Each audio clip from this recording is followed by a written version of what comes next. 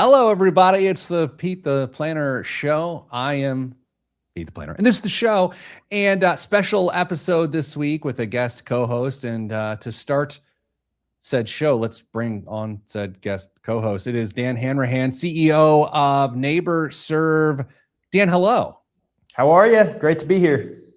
Glad to have you. We talk so much about housing on this show that this week I was like, no matter what house you buy, let's make sure we're taking care of it. So we're going to talk about some of the economics of that. But before we do that, Dan, I would love to share a tale with you of the numerous ways I was emasculated on my family vacation last week. How does that sound for you? That sounds wonderful.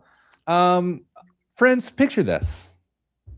My brother-in-law says around 6 a.m. on a Saturday morning while I'm on vacation in Pasadena, California, "Hey, Pete." I said, "Yes, sir. Would you like to go kickboxing with me?" And I thought, well, that's something that people did in the 90s. And I was like, sure, let's go kickboxing. Dan, you ever kickboxed? I don't think that would be a good idea. Okay, well, let me tell you why it's not. Okay. I went kickboxing. I'd sign a waiver. You sign these waivers. Dan, you live in the world of waivers sometimes. Of course. You sign these risk waivers. You're like, nothing will happen. Yeah. So I signed this waiver and I start kickboxing. I'm kickboxing a heavy bag being a bag that turns out to be heavy. And Dan, it turns out I thought I broke my foot. I thought I broke my foot. And so what's interesting about threading the needle of, is it manly to break your foot kickboxing? I think the answer is yes. Sure. Okay. Now, it's a good story. It is a great story. It's probably one of the better stories I've ever had. Now, this is where it gets interesting. It hurt real bad. And I was like, this is broken, clearly. So when I get back to Indianapolis, where x-rays are cheaper, I got an x-ray. And then it turns out that I didn't break my foot. And Dan, I got to be honest with you, not breaking your foot kickboxing, also kind of manly because you can't get hurt. Sure. It's the best case scenario. Until the person at the urgent care says, you just have a bruise on the tissue, which does not sound manly. You went to the ER for a bruise. I went to the ER for a bruise. So the whole thing fell apart immediately. I went from like a real fight injury to I don't get injured when I fight to it's just a tissue bruise. It's a boo-boo. It's a boo-boo. I have a copay for a boo-boo. Now, that was bad enough. But then my wife and children were like, hey, let's go to Coronado, just off San Diego. You been to Coronado? No. Oh, well, here's the thing about it, Dan. It's filled with Navy SEALs. And I don't mean colorful animals. I mean people who can kill you. Right. And so you're walking around Coronado and it's just filled with, I don't know how to say this, real men. Yeah. Bearded, slightly swarthy, look a little bit smelly, but men who can kill you. Sure. Everyone. And there's not even that many visitors. It's just people who can kill you if they wanted to, and me and my family. And I don't know if you know what it's like to walk into a store and have the store owner, also a former Navy SEAL, start to chat up other visitors into the store, like, where'd you serve? Where you serve? And then I walk in, didn't ask me a single question. Sure. I don't know. Have you do you feel that way around like people who can handle themselves? You're just a bit of an imposter. You just try to nod and smile and tip your cap. Julie notes in the live chat, God morning. And then she corrected herself, good morning. And now she's anti-religion.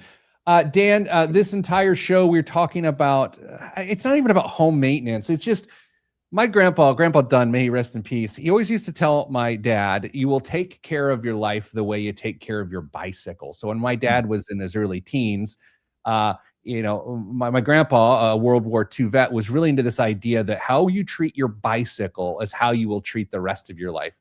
And I think in some respects that's true, because this show, we're constantly talking about these hundreds of thousands of dollars of purchases of these big homes and this and that. Sure. But then people misplay it when it's the most valuable thing in their life. And so this is your world. I think before we get started on the show, help me understand, Dan, is my assertion true? Do people buy these homes and sort of just let them go? It's human nature. It's, I think we tend to look at the thing that's causing the biggest problem, like what is an emergency, instead of thinking about how do I improve and maintain things. So it's like we're just busy solving problems and we just ignore it and go on with our lives until something like raises its hand and screams at you. It's just human nature. What do you think the best metaphor is for this? I've been thinking about this in pre-show. Sure. Is it your health? What is it? I love health. What else do you gotta? I definitely think it's health. Like, unless my knee is hurting as I'm getting older, right? Then I probably don't schedule my physical, right? Or it's all the things until it's too late, and then you're in real trouble because you didn't go get the preventative maintenance on your health. And I think it's the same thing with your home, and the cost of not doing things just piles up and becomes extraordinary, and you're stressed because you don't know what you forgot to do, and you're supposed to do it, but you don't want to think about it. So you just don't think about it. I think is the natural human tendency. We could also make everyone uncomfortable and draw parallels between this and marriage. Ooh. See, maybe the most important thing that you have, right? It's like the most important thing. Sometimes we treat the worst. Gosh, look at us. Two middle-aged white men talking about relationships on their podcast. So everyone loves that. All right. Let me say hello to a lot of my friends I haven't seen in a while. Hello, Jason. Hello, Roger. Hello, John and Rev and Jenny and Andy and Quincy and David and everyone else. Forget. So before we get started and on the radio show per se, because God knows how relevant radio is today, Dan was introduced to me. I've known Dan for a little while, but his company NeighborServe was introduced to me a couple years ago, and it made a lot of sense for me because I am not good at home maintenance. I'm not good at home projects. I don't want to talk to a bazillion different vendors and do this or that. And they came to me because my biggest issue in my life that we had an extra roommate in our home in the form of a woodland creature in our attic. And Dan helped evict a squirrel from my home. And that's why my wife, who doesn't know Dan, loves Dan. And so I think that's important context for the show. Well, you got to collect rent from that squirrel or get it out. I think those are the only two options. So we're glad you could help. And in the spirit of full disclosure, you didn't personally remove the squirrel from my home. I am kind of going back to your Navy SEAL story, not tough. And I don't want to be in your attic facing that creature, but we know people that are really good at that. And I can just see the scene in Coronado. I'm a Navy SEAL. Well, I'm a brown house squirrel. And it's just like, it just gets that way. I'll just tell you, when someone introduces yourself and say, hey, I used to be a Navy SEAL, what you should not say is like, oh, I'm a pink dolphin. You don't you don't try to match it with something clever. No. You just say, thank you for your service. Exactly right. Brian Pinkins joins us. You don't know this, Dan. Brian Pinkins, big deal. Oh, it's a big deal. Well, nice to meet you, Brian. Oh my gosh, he's a big deal.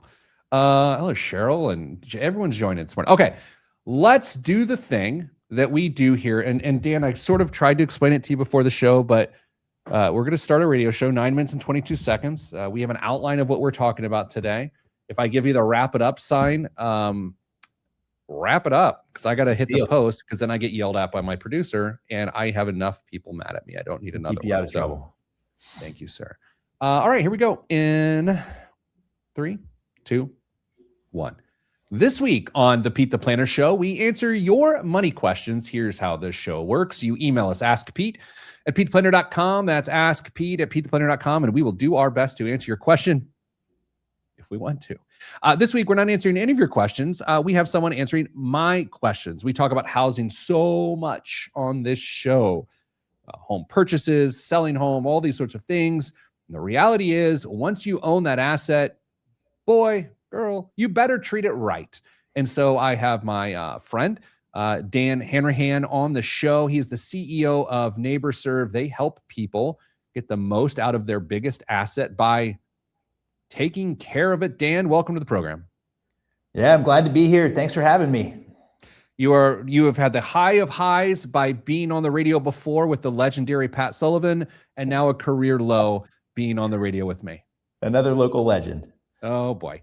All right. So Dan, let's just start with this idea that for many, many, many people, the house is the largest asset that they ever own. And in turn, they also, there is a cough button in our industry. I choose to just turn my head and cough less in the mic. their home is actually their riskiest asset if they don't take care of it. Where does it start to go wrong? Yeah, I think you just don't know what to do. And so you stop doing things and then it just snowballs and it kind of gets out of control. And at the end of the day, it's not only, Pete, I think your most important financial asset, it's where your family lives, right? It's where you want to put your feet up. And so sometimes I think you just start relaxing and you don't want to work when you get home and you want to put the phone away, hopefully, right? And not search a bunch of reviews or chat GPT to find out what you should do. So you just don't do anything. Let's go with the most basic of the basics of like where home maintenance goes off the rails. I mean, I got to think it's something as simple as not replacing your furnace filter, right? Yeah, it's the first thing. I don't know. We talked a bit about this, but my healthcare. I missed my dental appointment, and I hate to say this. I'm super embarrassed because this is the dumbest thing you can do. But like now I'm like a year in, so like now I'm going to miss my second one because I got off the schedule. Yeah. Right. And it's the same thing. If you don't replace that furnace filter, then it kind of slips your mind. And the next thing you know, right, you're calling to replace the unit. And so, yeah, it's the first thing goes sideways and then you're behind and then you just give up. It is interesting that at least for most people, maintenance of a car has become culturally acceptable. You get your oil changed. Right. You may not do the other recommended services, although you probably should. With your home, there is arguably your furnace filter. Yep. I don't know if I can honestly name another one that rises to there's recommended ones, but I don't think there's any ones that anyone actually does. Do they? Right. Well, I mean, when I start to think about this stuff, I'm thinking about what is the easiest thing and the least expensive thing that's going to provide the biggest lift. And when I think about the lift, right, it's primarily number one is safety. Okay. Right. And so and then ultimately, the next up is, financially and like deferred, all the things that we're going to talk about today. But, the simplest thing that we all know we should do that we rarely do is test or fire smoke alarms, right? And replace the batteries a couple times a year and replace the thing every 10 years. I mean, so in my own home, I am not a pro here. Like I have this yellow, greasy alarm at the top of my stairs that I know I need to replace. Now the rest are in good shape, but it's just the other one, Pete, that I think everybody overlooks, and this hits on so many areas. And I think you actually, you may have done this at Casa de Done. Yes. And just the dryer vent cleaning, at least every other year, if not every year, because the dryer runs more efficiently, the clothes dry faster, and that's helpful. But the thing doesn't break. You don't have to go to Lowe's or wherever and buy a new dryer, and it's not going to cause a fire. Which this is a top 10 fire risk in your home. So like there's these little things and they don't take much time and they don't cost much money and they don't take much effort that are just table stakes. Replace your filter. You can do that yourself. Get your tune up every 6 months and then kind of work down your list. And if you have a plan, it's like your financial plan, right? This is your world. If you don't have a plan, then you just get off track and you only react. And that can cost a heck of a lot of money and headache. I always like to have my dryer vent cleaned in a 40-day period in the spring, Lent. Mm-hmm. Lenten season. Lent and Lent. Okay. Bar that. All right. Let's talk money. There is a rule of thumb when it comes to home maintenance, and it is financially, and it's about budgeting the value of your home and how much you should budget for that home. And I'll be honest, as we try to help people afford homes and make decisions around here, oftentimes people will completely vanquish their emergency funds to move into a place. They look at the mortgage costs, they look at the property taxes, they look at the insurance, but they do not look at the upkeep. And depending on the age of your home, it's a lot of money. So what's the rule of thumb in terms of how much you should actually budget maintenance-wise for a home? Yeah, just looking at our stuff, talking with realtors, talking with inspectors, all the important people, right? The rule of thumb is 1% to 4% of the home value. And it's a wide range because the age of the home matters a lot and the complexity of the home matters a lot, right? The older the home, the more complex, the more it breaks, the more you should budget. So, but 1% to 4%, right? So if you've got just because I'm not a math guy, public math isn't my thing, but if you've got a $500,000 home, what does that mean? Well, that means $5,000 to $20,000 a year. You should just plan to be and across all three things, right? And this is to sort of like maintain your home, right? If you've got improvement budgets, et cetera, that's a little bit different. But 1% to 4% is the general maintenance rule.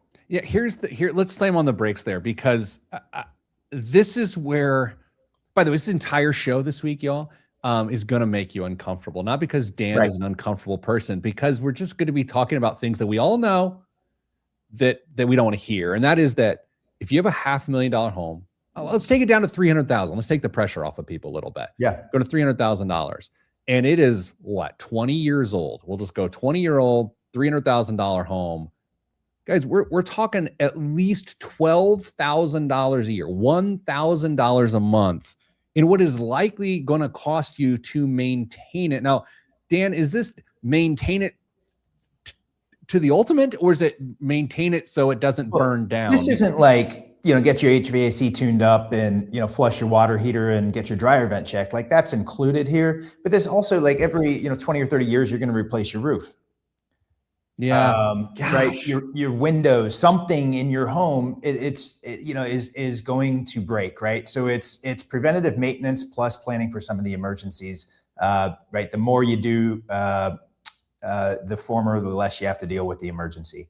And so again, that's another reason there's a range here. But yeah, over the course of time, right, may you not spend, $3,000 to $12,000 a year for your $300,000 home, but you should be allocating that and have a rainy day fund as at some point something major is going to happen, or you're going to need to do an improvement. I know we've got several segments, and by several I mean more than this, to talk about this entire topic today, but I want to paint the picture of, this isn't about scaring people. This is the end game in mind is someday you will leave your home. You will sell it. It is this asset we talk about. And if you don't take care of this stuff, that moment can become an absolute nightmare. Yep. Yeah, we end up involved in a lot of, like, where do contractors and home services and projects, rear their ugly head the most?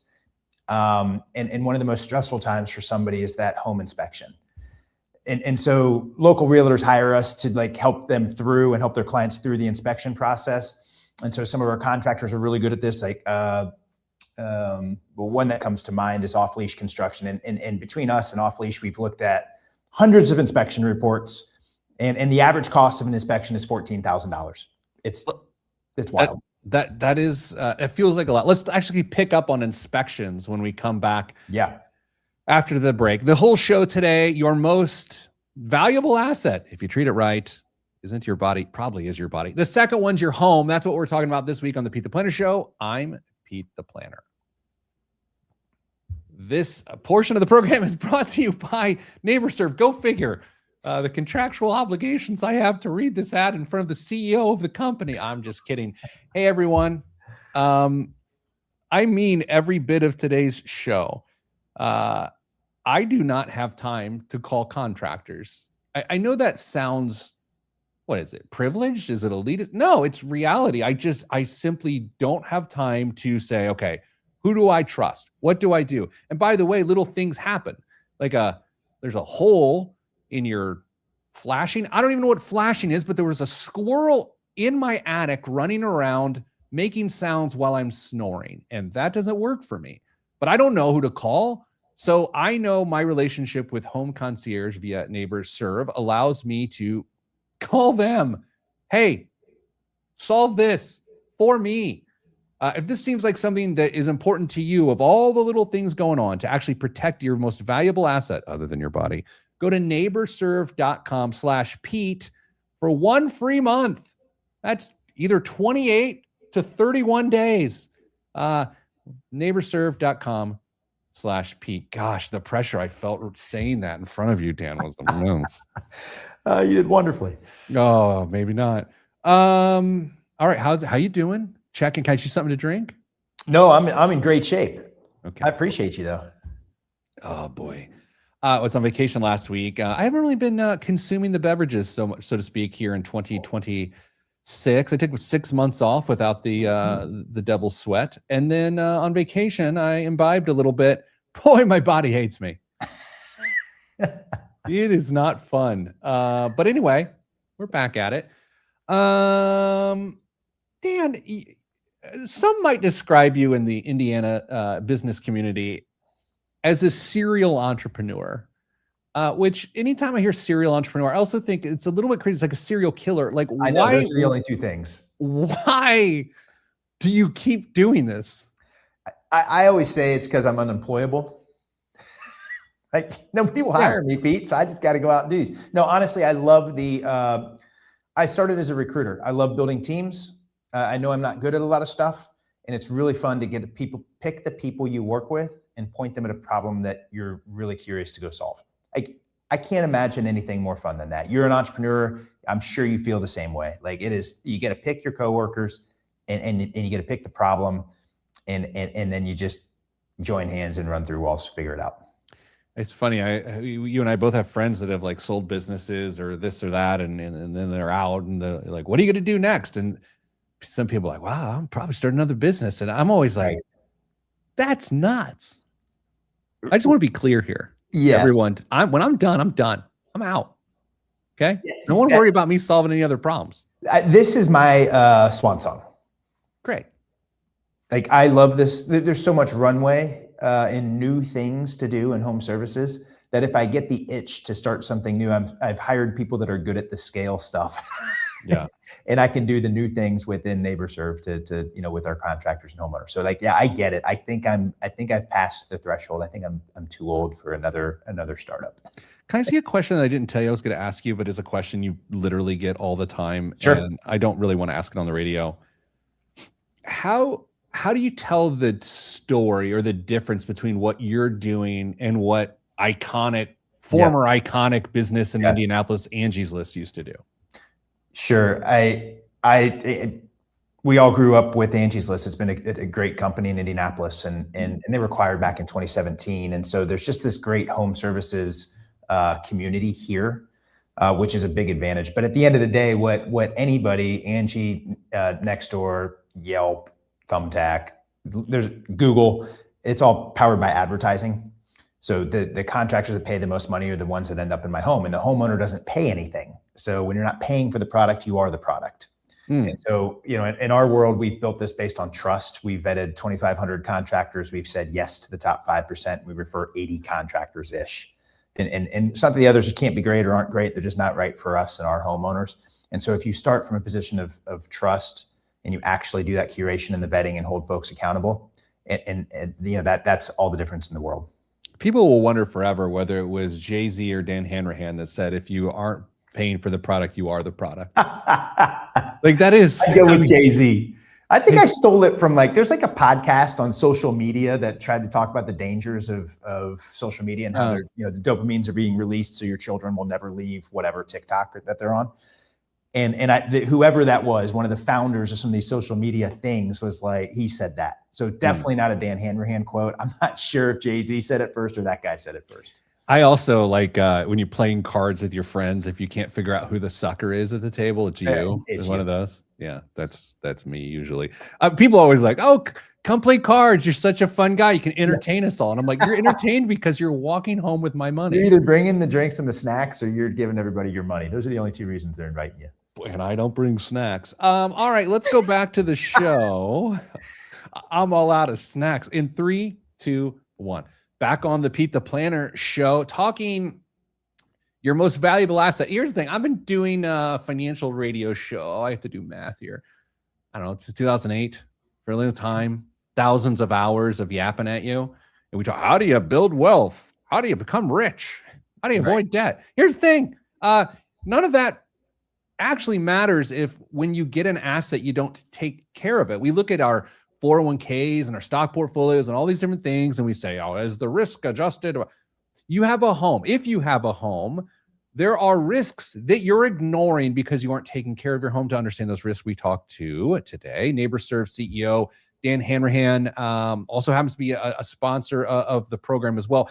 Dan, prior to the break, we're talking about a home inspection. Sure. You're talking about in the buying process. Are you saying that a person should do a home inspection just as I've been in my house 10 years? Should I do a home inspection? Like, what are you talking about? I do think that's a good idea to every handful of years have an inspector have a look and give you the priorities. It's kind of like a physical at the doctor, right? But no, what we typically get, we do offer that through our inspectors. But at the end of the day, It's when you go to sell your home, the buyer is going to do an inspection, and that buyer's inspection report is going to expose all of the warts that you've tried to cover up over the years, right? And so on average, those things end up costing a homeowner $15,000, $14,000 to $15,000, and it's a lot of it is preventable. The inspector's always going to find something. That's kind of their job, which we joke about, but it doesn't have to be $14,000 or $15,000. Okay, so I know you said you don't like doing public math, and I'm not going to ask Yep. you to do public math, so we can talk about this conceptually, though, because Yep. this is when you just said that. So the average cost of repairing those issues is $15,000 or so. That's right. Yep. Here's what's interesting. If I'm paying 1% to 4% a year of my home value to then prevent the $15,000, the math doesn't feel like it maths, because that's every year I'm in the home paying 1% to 4%. But the harsh reality of this is, if you don't do the home maintenance, one mechanical can cost you $15,000. Like, it is crazy. It's think about, like, your audience is financially savvy, right? They're coming to learn from you on that. And so, like, deferred maintenance, like just ignoring it, I think a lot of us think it just saves us money, right? Because, like, in the minute it does, but it's kind of like taking out a loan, right, against your future self. And, like, the interest rate is just, it's brutal. And so, yeah, like at inspection, you might be paying $15,000, or, there's others that are paying, the top 10% were $67,000 and above. Right. And so those are, like, when you find the foundation issues because you didn't, replace the gutters and water got, into the foundation, and you didn't do the drainage and address those things over the years. But it's not just at inspection. If you don't sell your home for 10 years, you're likely going to have those issues pop up. Like, you don't check your sump pump and test that and replace it on a routine basis, and you have a $10,000 water event in your basement. And so it's not just like, that's just the last kick in the gut as you're leaving that house, but you've been absorbing blows, to your kickboxing analogy, all along the way. I like that you say water event, like it could be a fun event, like Arthur Fonzarelli jumping over a shark on water skis. Like, a water event, it's a little neutral, pal. Like, a water crisis. Thank you. It's not a drowning, but it's not good. Okay, let's go to sort of some real world examples where the lack of maintenance leads to something. Because, again, my goal is not to scare anybody today. Right. The best case scenario, this show is over. People head to the hardware store, buy this or that, and get to work. So let's start with the one I've literally never done. Okay. But then you get into ladders, and that's a whole other show. Cleaning gutters. Like, okay. What the impact of it being in the Midwest and not cleaning gutters is a pretty big deal. Right. Because of water damage, and then eventually into freezing situations. Like, what can happen if I don't actually clean my gutters? Yeah, right. I mean, at the end of the day, it's water damage. Water's not being routed away from your home. It's getting into the soffit, the siding, and ultimately into the ground and into your foundation. And those are some of the foundation repairs are the worst, because they cost a lot and you don't enjoy anything from it. And does insurance pay for foundation repairs? No. And a follow-up question, does anyone know what a soffit is? It's just that, your roof comes down and it's the little thing underneath your roof, the little piece of wood that, foot 2 feet wide. I'll tell you, it's what squirrels can chew right through them. All right, so we got that. Now we get into caulking. Caulking, replacing caulk. I don't think, other than we had our house painted, I don't think I've ever replaced caulking around my windows. What does that, what am I looking at? Because I haven't done that.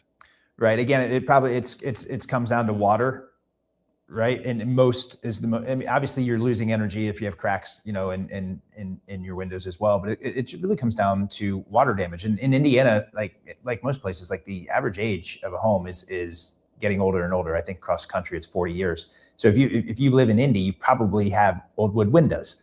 And if that caulk isn't up to speed, then you're going to also replace your windows pretty quickly when that water gets in there. Humans' biggest enemy is moisture.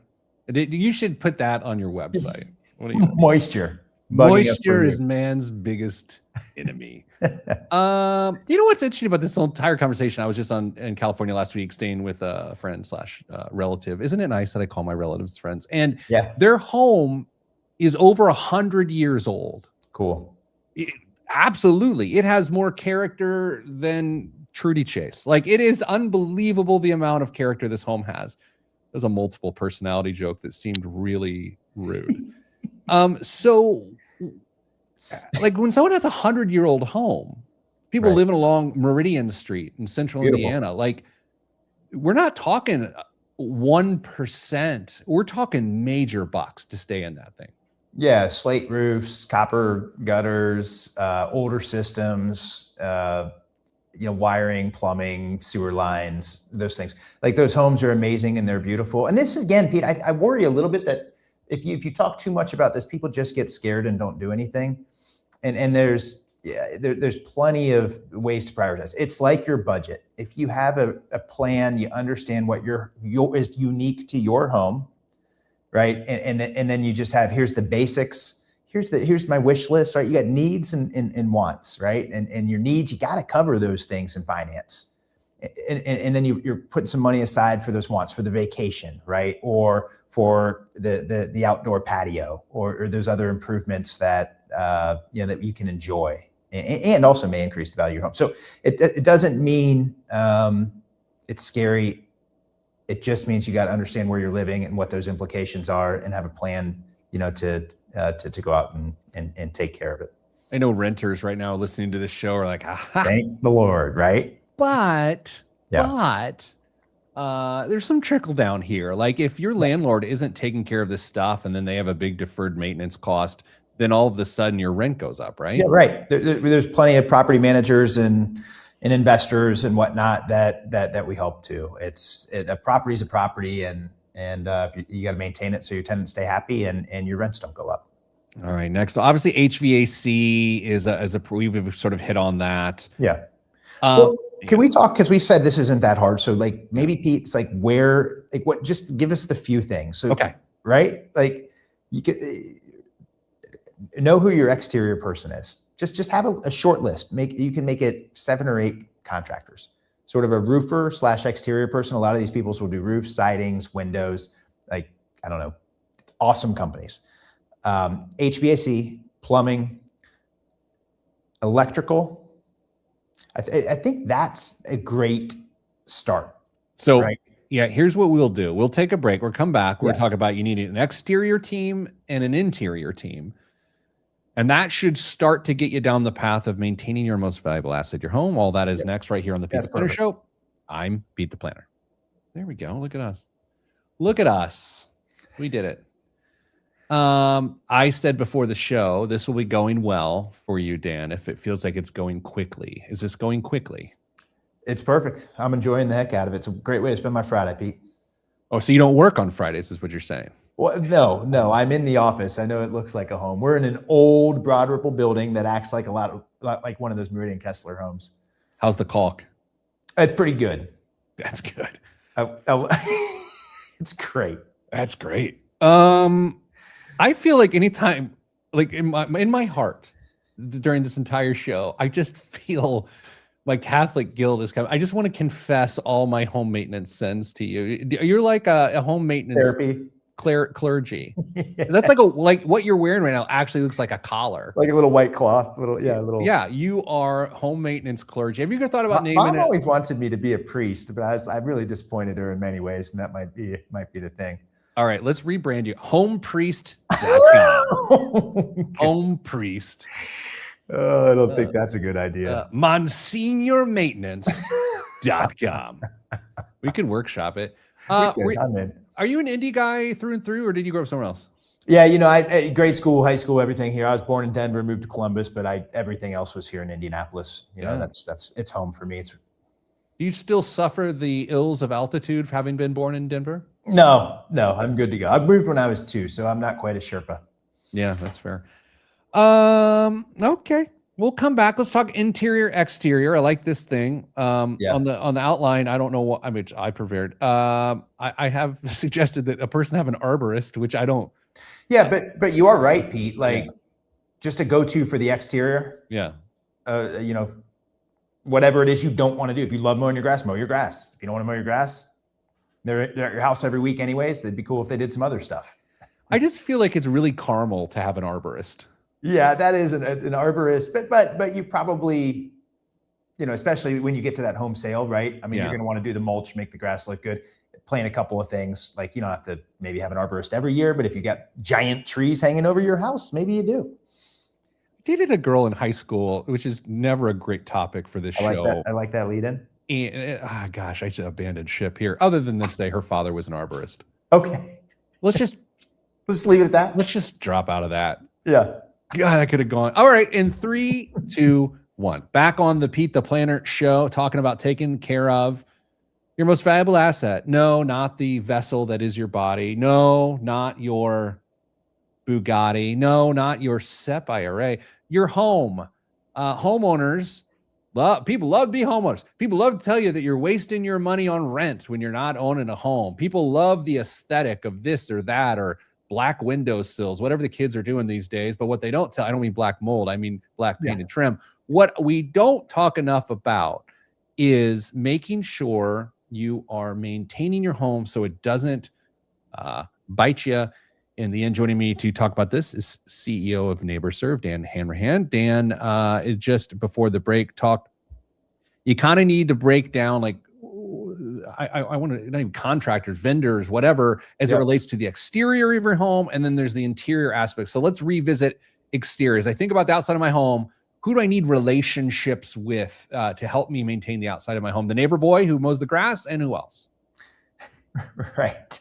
So roofing, your roofer hopefully does siding and windows as well. Those are normally lumped together. So know somebody good. You're going to have some issues. You're going to need some repairs and start that relationship. Can I hit time out on that? Because I have questions on roofers. Like, again, who knows what's about to happen? I feel like there's a few people in this world that pray for hail.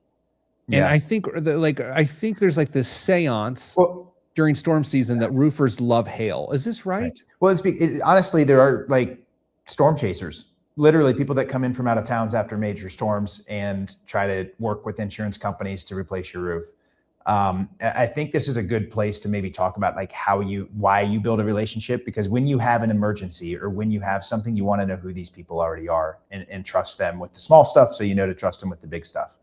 Like that's the key. And maybe like how you find those people, right? And making sure you have enough time to sort of build that list. When I bought my house, I had asked my realtor, right? The realtor, their job is to have good relationships and help you out. And we work with a ton of realtors now, right? But then kind of going down the list, if you need to, like, if you have water coming in your basement, you probably don't have time to ask your realtor, go ask your neighbor.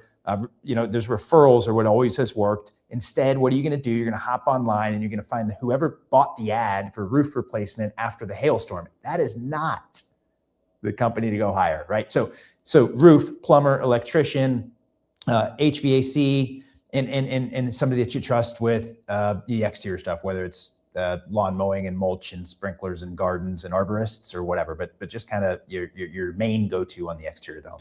And just to make sure people heard you, because the crackle of FM radio can get you from time.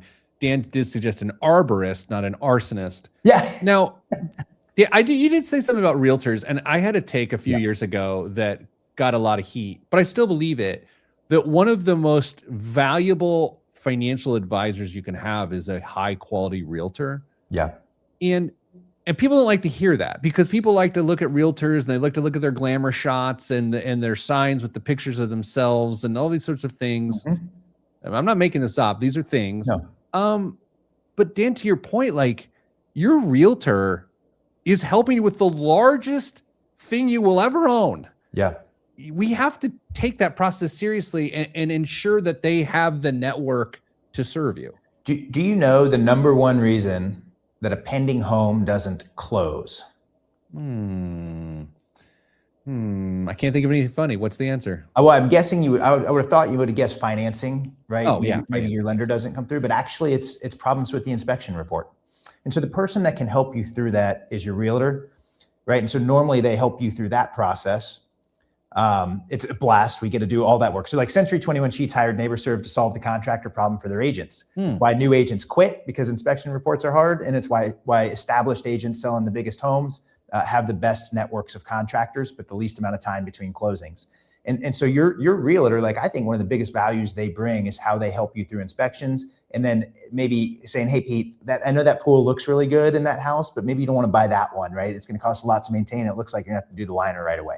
That's the realtor I want, that's helping me make sensible sort of decisions in buying my home. And then it's who I can call and who I trust, in between those sales. Like, it's such an emotional thing, changing homes and then the maintenance part is just, that's what we're talking about today, right? Let's find a home that we don't have to spend our lives maintaining. I'm a little embarrassed, but also it's just colored by what the experiences I've had. Like, I never considered that, yes, your realtor is going to, negotiate and help you figure out the right price and all that. But ultimately, when something goes wrong, it's like any other professional. You hire a professional for when something goes wrong, and it's that inspection report comes back, you're freaking out, and they just go, we got this. Well, think about it, Pete. What happens in your inspection report, you fix like 5 things, but there's 50 in there. Yeah. And then you remember that the caulk around your windows wasn't great, but you didn't do that. And then you were going to do it right after you closed, but then you had to change schools and move whatever, like all the stuff, and you just don't do it. And then you're like, oh, that was on my inspection report. 3 years later, you're going to call your realtor, and the realtor realizes it's a great opportunity to provide value and build the relationship. And so those are the kinds of people that you want on your list, and that can help you just prioritize and work through stuff. If you forget, maybe they're even reminding you. There's I grew up in a plumbing family with a plumbing business, and yet the one home maintenance thing I've never done, and I regret it every time I don't do it when I have to get a new unit, is draining my water heater. Yeah, there's nothing, maybe more frustrating or expensive than you show up and the bottom's rusted out. Everything has a life too, and just knowing the age of your stuff. Here's how are people doing this? Like a spreadsheet, a drawer full of manuals.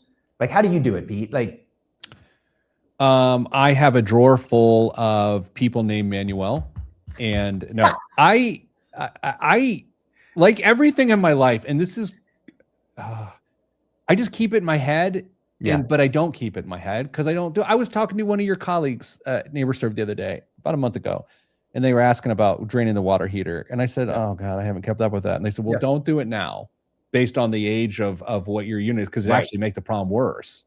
Right. And like, I mean, now, frankly, I use NeighborServe, but there's a dumb drawer with manuals. It's not even the junk drawer. It's next to the junk drawer, and it's just manuals I've never looked at. Right. Yeah. And again, it's hard to keep in spreadsheets or on your phone in the notes app or whatever, but that's how most people are doing it. So, but having that basic plan, understanding the age of your major appliances, sump pump, I would put in that category. Like, what causes the biggest problem? Water. We've talked about that. Sump pumps, the water softener, the water heater, anywhere where, the bottom rusting out of that thing leads to a big problem for me. Those are the things I want to know. Furnace, those are the things that matter, right? And just, you can maintain them to a certain point. At some point, they're going to fail, and what's the cost of failure? And everybody's got their different matrix for how they make those decisions. But replace your old stuff occasionally. Here's going to be likely a question you don't want to answer, but if you choose to, prepare for the controversy. Is there an archetype of a person that is the best at home maintenance, whether it's a profession, a way of thinking? Like, I can take a certain profession or age, I can say this person does this or that, stereotypes. Is there a person that's really dialed in on doing what you've said today the best? Yeah, well, I think it probably starts with the hands-on DIY people, so contractors. But that said, our contractors, when they're a part of NeighborServe, they also get NeighborServe for their team. And even a plumber and electrician may not want to mow the lawn or get on the roof, right? And so everybody doesn't want to do everything. The second one that I would say is where all my other friends are, which is in technology. Yeah. Because we like to try to solve problems on our own. We're high DIY, high tech. So, those are the people that, tend to be a little bit more proactive about things. All right. This was enlightening. If people want to learn more about how NeighborServe sort of solves these challenges, where should they go? Yeah, just neighborserve.com. We're here in Indianapolis. We're easy to find. All our team is here locally. So yeah, would love to have those conversations, and just don't be scared. It's not hard. You should be able to enjoy your home, not stress out and spend all your time and money on it. Don't be scared is the answer. All right, so listen, we're going to take a break. Coming up after the break, biggest waste of money of the week. And today I read the news. All that's next on the Pete the Planner Show. I'm Pete the Planner. Okay, one segment left. Just so you know, Dan, and when the show ends, I will say, I don't know how you know how this works, but we will be done with the next radio segment. Then we'll talk for a little bit. Then I'll say goodbye to our audience. And then you just hang on and you and I get to talk backstage. Okay. Fair enough. If you're so moved, or you just flip the bird and hang up, whatever you want to do. Let's check in with the audience. Let's see how everyone's doing here. Rick Swink made it in late. Former college classmate Nick Bogan says hello. It's a good time. We get to every week on the show, Dan. I just get to meet up with old friends and new friends and all these sorts of things. I did have a listener from New Jersey email me this week. I'm going to pull up their email here. Some follow-up on the power percentage episode, which was fun. So John from New Jersey emailed, and he said, say hi to your two co-stars after a very long email. And most of all, God bless Mrs. Planner. Boy, that's the truth. That poor woman. All right. Well, let's wrap this thing up with the biggest waste of money of the week. I got to do a couple technical things here real quick, but I'm a tech founder, so it shouldn't be an issue whatsoever. Oh, that ain't it. Here we go. In 3, 2, 1. This week's biggest waste of money of the week right here on the Pete the Planner Show is the Nike Vomero Premium Running Shoe. That's right. Connor Mance holds the American Marathon record, a 2 hour and 4 minute and 43 seconds that broke some other gentleman's 23-year-old mark. Nike enlisted Connor to test 5 prototype rounds of the Vomero Premium gathering feedback on cushioning, upper support, and fit before the shoe reached shelves. Built to replicate the reduced impact feel of anti-gravity treadmill, Nike gave the Vomero a 55 millimeter stack height, the tallest of any running shoe in the lineup, designed for slow recovery miles on pavement. Before I go much further, Dan, are you a runner by chance? No, but I'm 5'10", and I think that might make me 6 foot. So I think I don't know. I kind of like it. So you're into the concept of the thing. So that is a good thing. Here's my take on this. We're in a scenario in which this running shoe can help you break the world record. Okay. Perfect. If you are a good runner. Sure.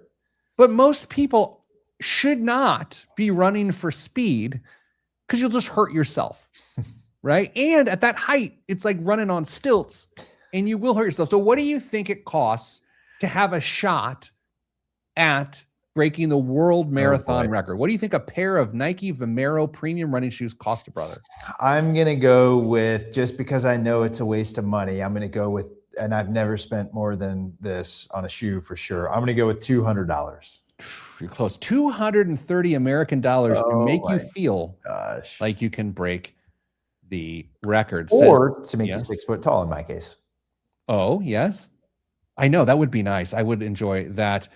All right. So let's go to the news. This week's headlines. Now, here's the funny part about all of this. I usually don't read the news. My colleagues read the news. But today I'm doing it on their behalf, and here we go. Home prices hit another record while home sales fall. Apparently, the American housing market has decided to become both expensive and unpopular at the same time. Existing home sales fell in June, even as the median home price climbed to a record $440,600 American dollars. Buyers are saying, "I'll wait," while sellers are saying, "Not at my mortgage rate." It's the real estate version of an unstoppable force meeting an immovable object. So what's fascinating is that both sides think they're being rational. Buyers are waiting for rates to come down. Sellers are clinging to their 3% mortgages and refusing to move unless they absolutely have to. The result, fewer homes on the market, fewer sales, and prices that refuse to budge. The question for you, Dan, isn't just when will rates fall? It's whether Americans have permanently redefined what normal housing market looks like. You are in the housing world. What do you think about this?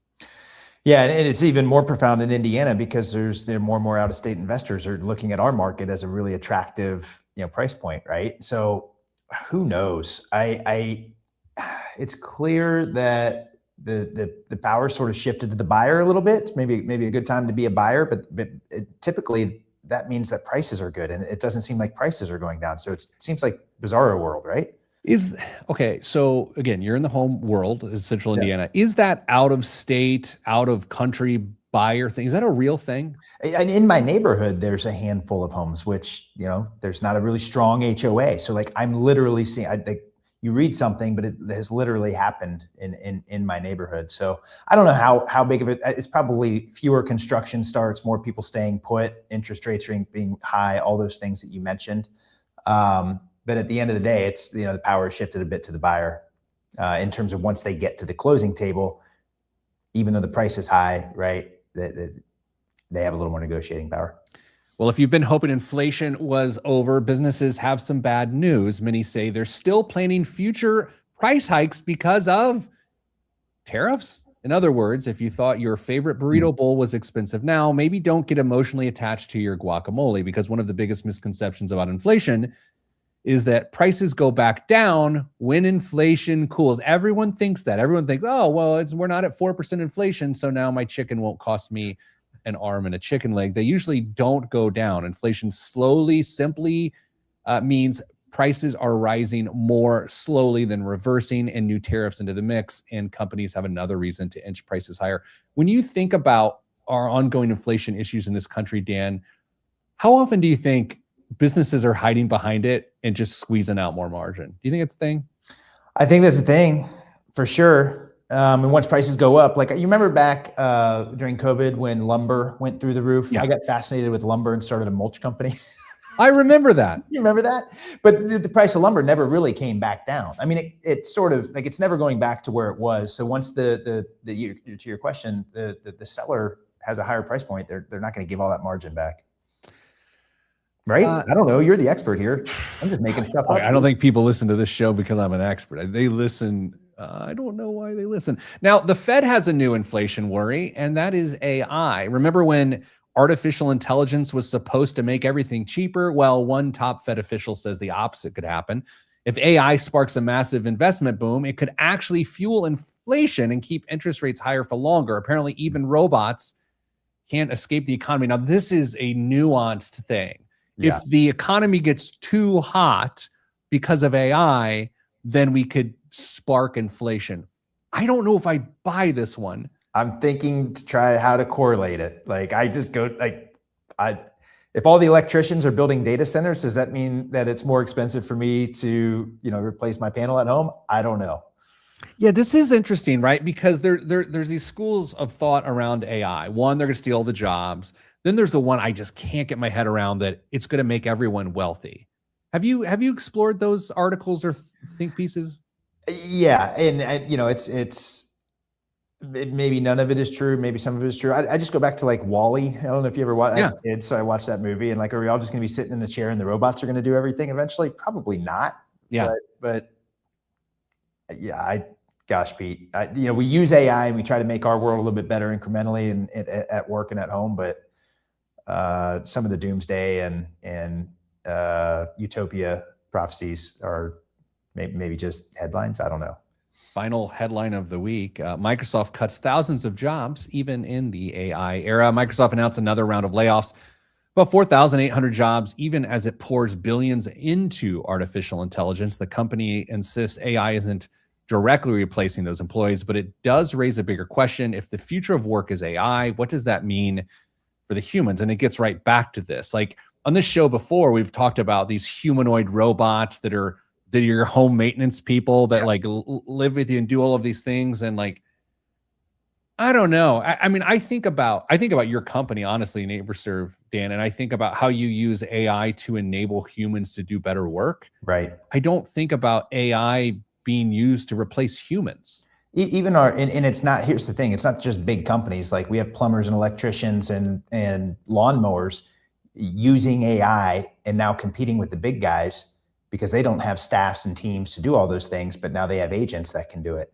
And so it's not just it's how do you make the small business more competitive? To me, like, I love small business, and it's just absolutely exciting to sort of see some of these. You wouldn't think that your lawnmower was using AI, but they have more options available now. I think about this too. Think about one of your contractors going out. Let's say it's a plumber, and they come across a shower valve or something that they never worked on. They take a picture of that shower valve. Yeah. AI says, "Oh, this is the Moen 342, and here's what you do." Yeah. Like, that's very real. We tell customers all the time, like, take a quick picture of your appliance tag, and we'll load it up and into their home hub and share it with the appliance contractor that can help. Yeah, you just have to know what the problem is and who to call.